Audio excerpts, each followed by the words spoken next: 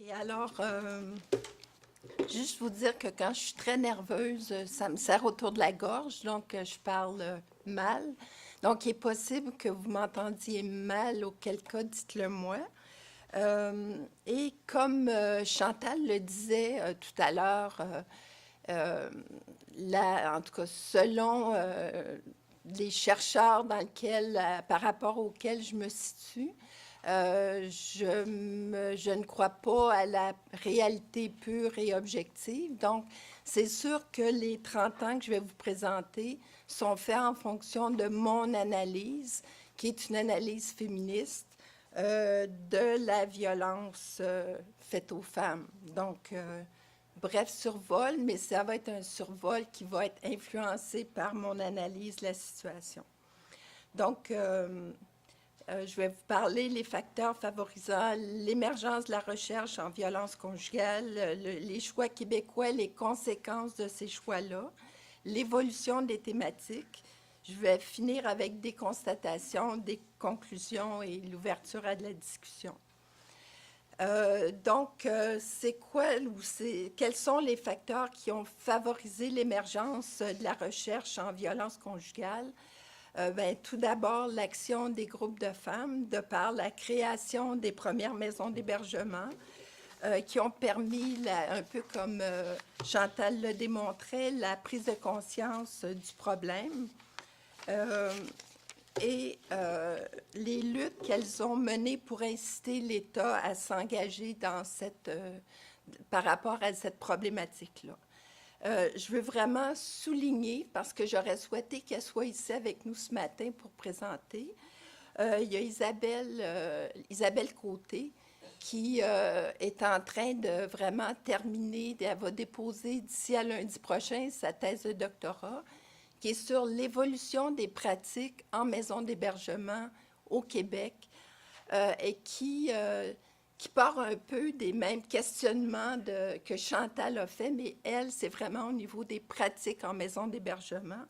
Donc, il y a des choses que je vais dire ce matin qui viennent de sa thèse parce que j'ai le privilège de la diriger et ça devrait faire un livre absolument intéressant dans les prochaines années.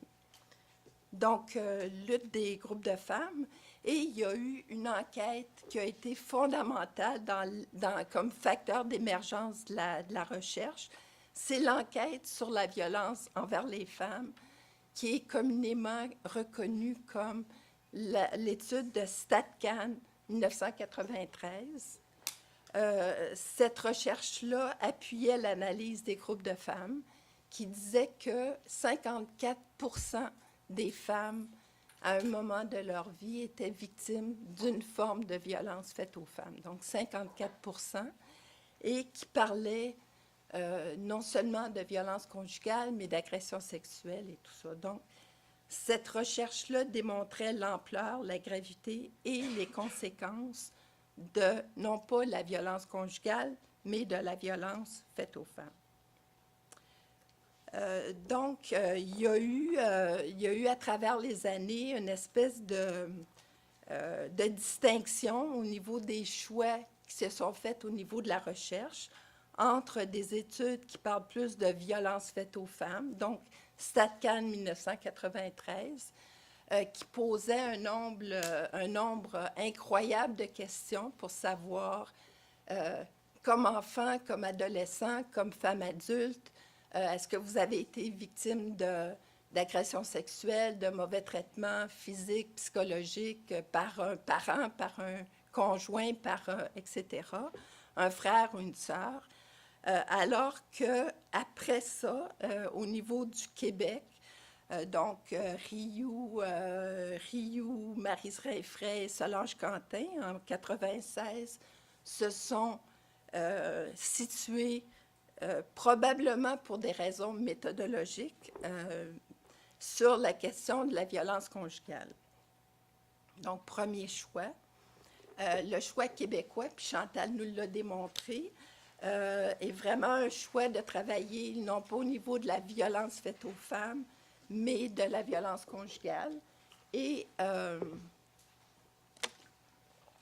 dans une recension des plans d'action, puis peut-être que ça, vous pourrez en parler éventuellement dans la semaine, mais dans une recension des écrits des plans d'action nationaux, de 26 plans nationaux, Maryse Rinfret, l'an dernier, a démontré que la tendance actuelle est d'aller vers des plans d'action et des politiques en violence faite aux femmes en France, au Maroc, en Australie et ailleurs dans le monde plutôt qu'en violence conjugale. Donc, il y a des avantages et des inconvénients de faire ces choix-là. Donc, au niveau des conséquences négatives, je veux juste vérifier quelque chose. Okay. Donc, au niveau des conséquences positives, il y a une reconnaissance de l'existence de la violence conjugale comme choix. Ça amène des services à la fois au niveau des femmes et des agresseurs. Donc, et ça permet d'avoir des subventions de recherche pour faire de la recherche en violence conjugale. Au niveau des conséquences négatives, c'est qu'on oublie toutes les autres formes de violence faites aux femmes. On parle de symétrie de la violence et on oublie, par exemple, de travailler sur les agressions à caractère sexuel, donc le viol en dehors du viol conjugal, et etc. Donc, la violence, par exemple, le harcèlement sexuel, par exemple, en milieu universitaire. Donc, ce sont des choses qui ne sont à peu près pas financées au niveau de la recherche, puis très peu subventionnées au niveau aussi de l'intervention. Donc, rapidement, c'est quoi l'évolution des thématiques en recherche en violence conjugale au Québec? Donc, au début, il y a évidemment les études épidémiologiques. C'est quoi une étude épidémiologique? C'est il y a combien de femmes et d'hommes qui sont victimes de violences conjugales. Donc, il y a les études de Statistique Canada 99, 2004, 2009 et 2013. Il y a les enquêtes de Santé Québec 96 et 2003. Donc, les études québécoises, c'est vraiment plus les femmes victimes, alors que Statistique Canada, c'est plus hommes et femmes à la fois comme victimes et comme agresseurs. Si vous voulez que je vous les critique, vous poserez des questions là-dessus. Tout à l'heure, j'ai beaucoup de critiques à formuler, mais pour le moment, je n'ai pas le temps. Donc, les données plus récentes, et ça, quand vous allez parler, je pense que c'est cet après-midi, des problèmes ou des tensions au niveau de la définition de la violence conjugale. Donc, il y a un chercheur américain qui s'appelle Johnson qui a développé cette typologie et qui parle de lui de 3 formes. Donc, terrorisme conjugal. Là, j'ai une faute, une coquille. Résistance, violence et violence situationnelle.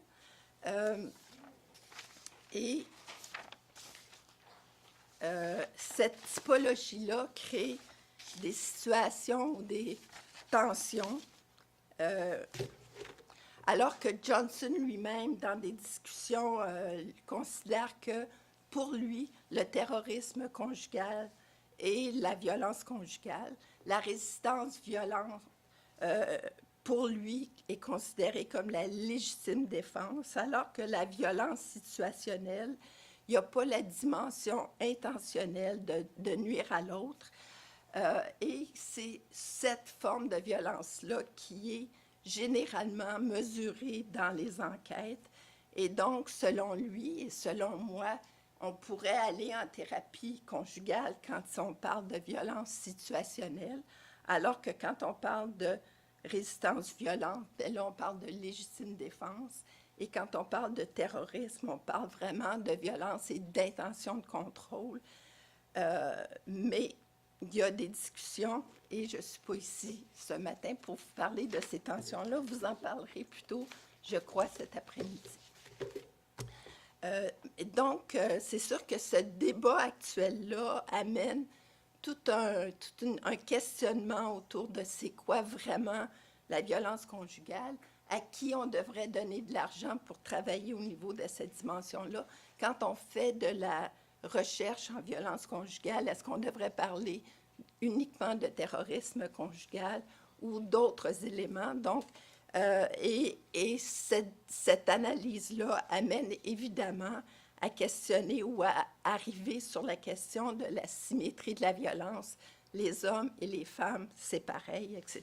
Donc, ça amène des impacts importants, à la fois au niveau du terrain et de la recherche.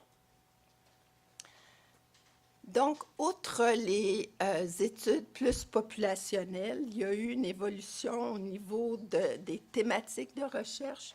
Les premières études québécoises se sont faites sur la violence psychologique. Donc, Francine Ouellette, qui a été la première co-directrice du CRIVIF, a travaillé sur la question de la violence psychologique, sur le processus d'empowerment à l'intérieur du système judiciaire et en intervention. On a parlé des conséquences de la violence sur les femmes et leurs enfants, la question de la judiciarisation et les divers cadres théoriques qu'on avait dans les premières études, donc féminisme radical, un peu ce à quoi Chantal référait. Il y a des études qui étaient plus au niveau des recherches plus écologiques et il y a plusieurs recherches qui étaient athéoriques. Ça veut dire quoi, théorique? Il n'y avait aucune théorie qui permettait d'analyser et de comprendre les résultats.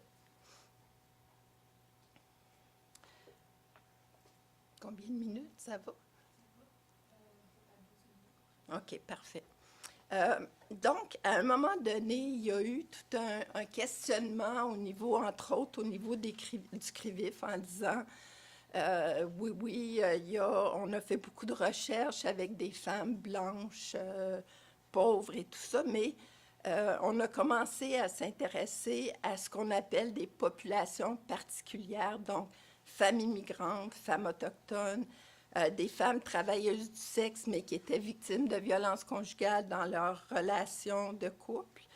On s'est mis aussi à réaliser que, compte tenu qu'en maison d'hébergement, la plupart du temps, les intervenantes travaillaient avec les femmes, mais que ces femmes-là étaient là avec leurs enfants. Donc, toutes les femmes, ou la plupart des femmes étaient mères. On s'est rendu compte aussi que dans certaines maisons d'hébergement, il y avait des femmes lesbiennes qui arrivaient là et qui n'osaient pas dire qu'elles étaient victimes de violences conjugales parce que c'était toujours, en principe, on parlait du conjoint, mais elle avait une conjointe. Et on s'est mis à analyser aussi les situations d'homicides conjugaux. Quels étaient les facteurs? Valérie, en parles-tu de ça? Les homicides. Donc, il y a Myriam Dubé qui s'est mis à travailler sur les situations d'homicide. Et on s'est mis à réaliser que le cadre théorique féministe radical n'était pas suffisant, en tout cas pour expliquer la violence dont les femmes pouvaient être victimes. Donc, on s'est mis à réaliser que les femmes pouvaient avoir de multiples identités. Je suis femme, je suis mère, je suis une travailleuse, je suis une femme immigrante, etc. Donc, je peux être une femme handicapée et dans chacune de mes identités, je peux vivre différentes formes d'oppression. Si je suis une femme immigrante et que je n'ai pas de statut, comment est-ce que je fais pour me sortir de la situation? Si c'est mon conjoint qui me parraine, si je le laisse, que j'ai aucun statut au Québec ou au Canada. Donc, tous ces éléments-là qui n'étaient pas uniquement liés à la question de la violence conjugale ou du patriarcat, devenaient des éléments auxquels il fallait étudier. Donc, il fallait étudier. Donc, je peux juste donner un exemple. Dans une de mes recherches, avec des femmes immigrantes, la question de la langue est devenue centrale. Donc, c'était des femmes qui étaient racisées. La plupart venaient de pays du sud-est asiatique, Inde, Sri Lanka, Pakistan. Et on pensait que le racisme pouvait être un des éléments qu'elles vivaient, mais un des éléments qui, pour elles, était le plus important, c'était le fait qu'elles avaient de la difficulté à avoir des services dans leur langue, ne serait-ce qu'en anglais, parce qu'elles venaient de pays qui étaient plus anglophones que francophones, et elles pouvaient vivre ce qu'elle appelait de la violence linguistique d'une intervenante qui, elle, était d'origine haïtienne. Donc, les deux étaient racisés, mais il y en a une qui refusait de lui parler dans une autre langue que le français. Donc, tous ces éléments-là amènent une espèce de complexification de leur situation et une plus grande, un besoin d'une plus grande complexité au niveau de l'analyse et de regarder d'autres formes de ce qu'on appelle violence structurelle. Donc, le concept de violence structurelle a commencé à être intégré dans les situations étudiées. Encore là, il y a des éléments, des conséquences positives. On remet en question l'universalité de la situation des femmes. Donc, moi, en tant que femme blanche, classe moyenne, qui a été professeure d'université, tout à coup, je ne sais pas, dans la même situation qu'une femme d'origine haïtienne qui est arrivée au Québec et qui a été suivie par la DPJ à la fois comme enfant et comme mère. On n'a pas le même pouvoir à l'intérieur de la société. Ça permet aussi de parler de la diversité et on essaye de voir est-ce qu'on peut faire des recherches ou des interventions spécifiques avec ces femmes-là qui ont des besoins particuliers. Par contre, ça peut réveiller, je ne dis pas que ça le fait toujours, mais des attitudes racistes. Tous les hommes musulmans sont comme ça. Toutes les femmes voilées sont comme ça.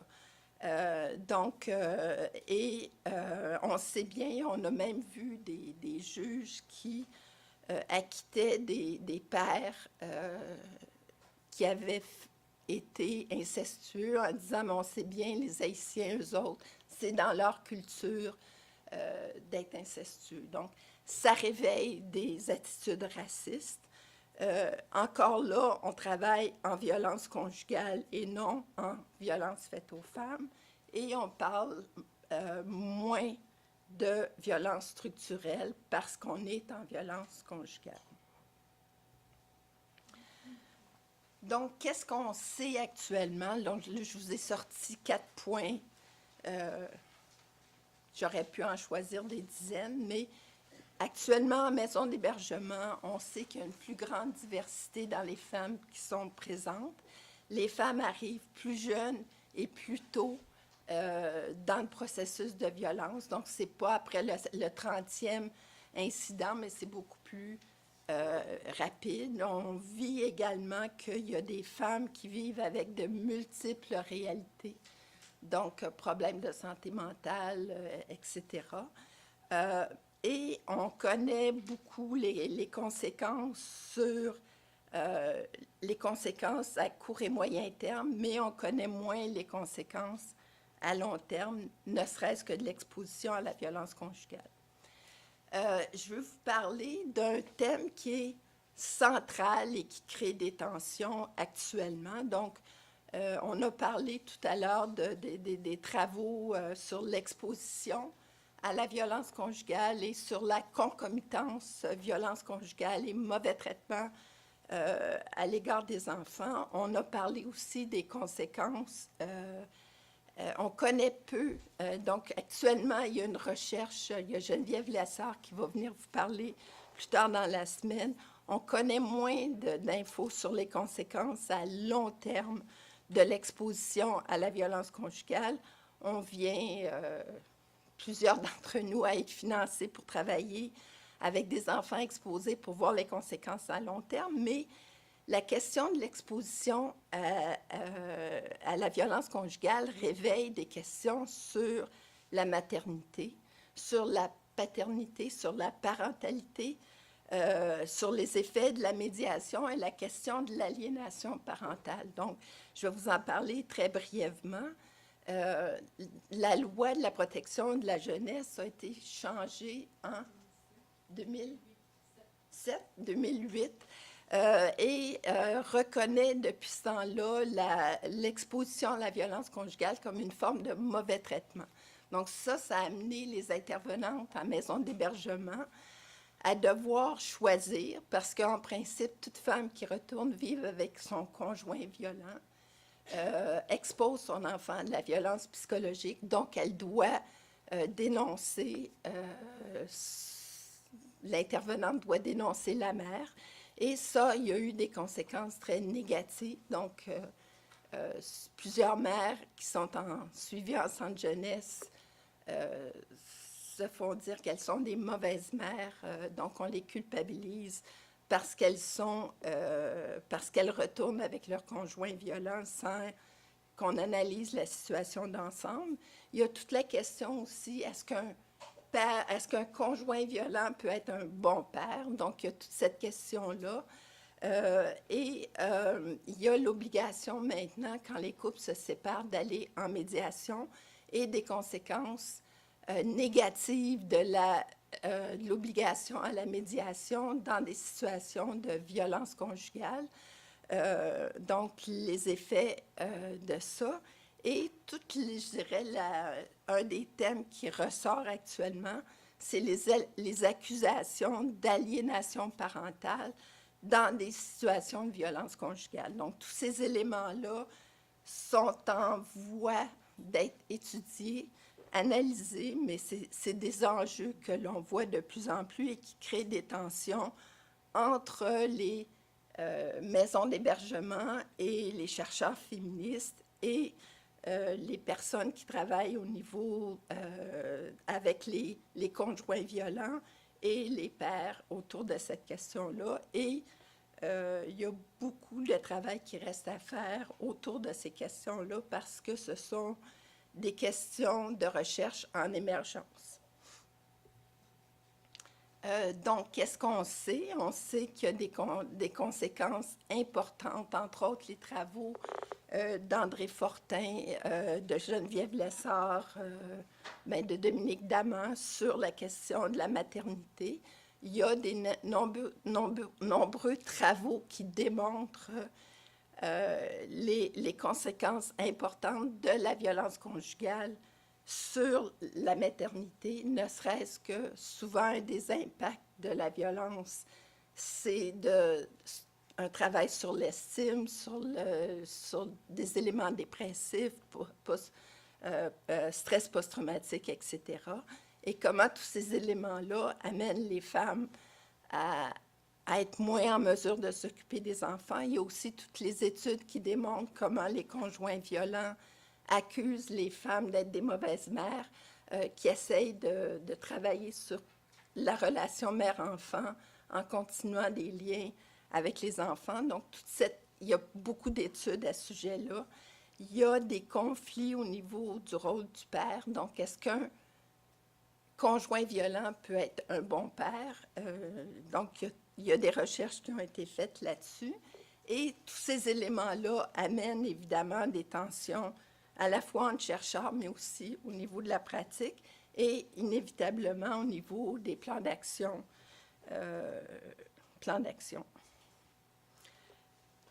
Au niveau des femmes, il y a eu dans les premières années un ensemble de recherches sur la pratique comme telle. Donc, déjà au niveau des années 80, il y a eu des recherches sur les liens, garde et droits d'accès aux enfants, le point de vue de femmes victimes de violences avec les services utilisés. Il y a eu des protocoles de dépistage de la violence conjugale à la fois dans les CLSC et les hôpitaux. Il y a eu des dynamiques du processus d'aide des femmes violentées. il y a eu des questionnements sur la pertinence d'utiliser le modèle de réduction des méfaits. Il y a eu, des questionnements sur l'intervention socio-judiciaire. Et puis, il y a le grand trajet vie qui étudie les trajectoires de service. Donc, il y a eu beaucoup de recherches sur la pratique, mais il n'y a aucune recherche évaluative sur l'intervention auprès des femmes victimes, soit en maison d'hébergement, soit ailleurs. Et il y a une question de pourquoi, comment se fait-il que Valérie va vous en parler, on évalue beaucoup les interventions auprès des conjoints violents, mais on ne fait pas de recherche évaluative auprès du travail en maison d'hébergement. Donc, je suis allée au New Hampshire cet été et il y a là, Louis, je te lance, parce que je voulais éventuellement vous en parler. Donc, on a rencontré une super chercheure qui a développé avec des groupes de femmes, avec des femmes victimes, des indicateurs d'efficacité de l'intervention auprès des femmes. Et ils ont fait une énorme recherche évaluative sur les impacts des maisons d'hébergement sur les femmes. Et donc, je pense que c'est quelque chose qui devrait, personnellement, moi, je pense que c'est une chose qu'on devrait faire. Donc, des constatations en terminant, il y a peu de liens entre les différentes recherches. Il y a peu de liens entre les recherches sur les femmes et sur la violence dans les relations amoureuses. Ça, je ne vous en ai pas du tout parlé, mais il y a des gens qui vont venir vous parler cette semaine de la violence dans les relations amoureuses. Et il y a peu de travail qui explique théoriquement les résultats des recherches épidémiologiques. Question actuelle. Devons-nous évaluer nos pratiques? Moi, je vous réponds oui, mais on peut en discuter. Devons-nous continuer à faire de la recherche en violence conjugale ou en violence faite aux femmes, compte tenu des conséquences qu'on a regardées tout à l'heure? Que faire si, dans nos recherches ou dans l'intervention, si les intérêts des mères et des enfants ne sont pas les mêmes? Il faut aussi regarder l'influence du mouvement masculiniste sur la recherche et la pratique, avec la question de l'aliénation parentale, des situations hautement conflictuelles, qui est une autre façon de nommer la violence conjugale, et la question de la violence des femmes, pareil, pas pareil, point d'interrogation. Je vous répondrai tout de suite, pas pareil, mais vous pouvez me poser des questions là-dessus tout à l'heure. Donc, conclusion, violence conjugale, un problème social maintenant mieux connu et reconnu, des connaissances qui se structurent progressivement et l'importance de poursuivre les recherches en partenariat avec les milieux de pratique. Voilà.